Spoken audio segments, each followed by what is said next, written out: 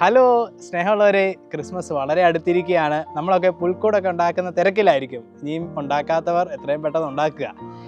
നമ്മുടെ ഈ പുൽക്കൂട്ടിലെ രൂപങ്ങളെ, ചില വ്യക്തികളെ നമുക്കൊന്ന് പരിചയപ്പെട്ടാലോ? പുൽക്കൂട്ടിലെ വ്യക്തികൾ ആരൊക്കെയാണവർ?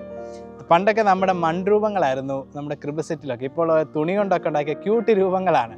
ഇതിലെ ഏറ്റവും ചെറിയ വ്യക്തി ആരാണ്? അത് നമ്മുടെ ഉണ്ണിമിശിഹയാണ്, രക്ഷകനാണ്, സമാധാന രാജാവാണ്. സമാധാന രാജാവ് ബെയ്ത്ലഹേമിൽ വന്ന് പിറക്കുകയാണ്. ലഹുമ എന്നുള്ള യുദ്ധദേവന്റെ നഗരത്തിൽ സമാധാന രാജാവായി ഈശോ വന്ന് പിറക്കുന്നു.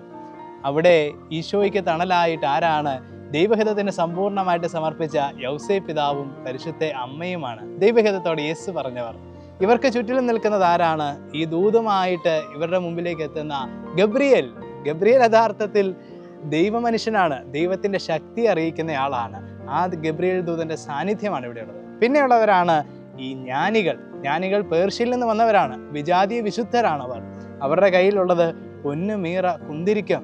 ഈശോയുടെ പൗരോഹിത്യവും ഈശോയുടെ രാജത്വവും ഒക്കെ വെളിപ്പെടുത്തുന്നവർ. യഥാർത്ഥത്തിൽ എല്ലാവരും ഈശോയുടെ രക്ഷ അറിയുന്നതിൻ്റെ സൂചനയാണത്. അതുപോലെ നമ്മുടെ ആട്ടിടയന്മാർ, അവർ യാക്കോബ് റാഹേലിനെ സമ്മാനിച്ച ഭൂമിയിൽ കാത്തിരിക്കുന്നവരാണ് രക്ഷകന് വേണ്ടിയിട്ട്. യഥാർത്ഥത്തിൽ എല്ലാ മനുഷ്യരെയും ചേർത്ത് നിൽക്കുന്ന രക്ഷയാണ് ഈ പുൽക്കൂട്ടിലെ വ്യക്തികളിൽ നിന്ന് നമ്മൾ മനസ്സിലാക്കുന്നത്. എല്ലാവരെയും ചേർത്ത് നിർത്തുന്ന രക്ഷ, എല്ലാവർക്കും സമ്മാനിക്കുന്ന രക്ഷ നമുക്കും സ്വന്തമാക്കാം. ദൈവം അനുഗ്രഹിക്കട്ടെ.